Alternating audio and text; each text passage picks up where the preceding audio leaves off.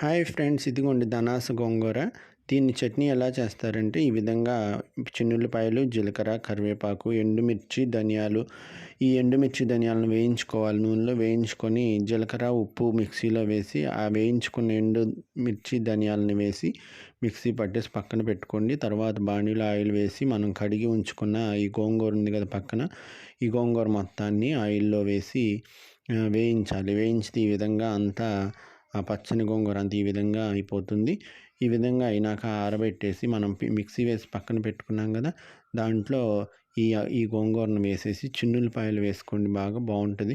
చిన్నుల్లిపాయలు వేసేసి మిక్సీ వేసేయాలి. ఉప్పు సరిపోకపోతే వేసుకోవాలి. మళ్ళీ పోపు పెట్టేసి కొంచెం ఎండుమిర్చి, జీలకర్ర, కరివేపాకు వేసి అది కొంచెం వేగినాక మనం మిక్సీ వేసుకున్న ఈ గోంగూరని ఈ పోపులో వేసేసి వేయించుకోవాలి. గోంగూర చట్నీ రెడీ అయిపోయింది. సూపర్గా ఉంటుందండి అన్నంలోకి.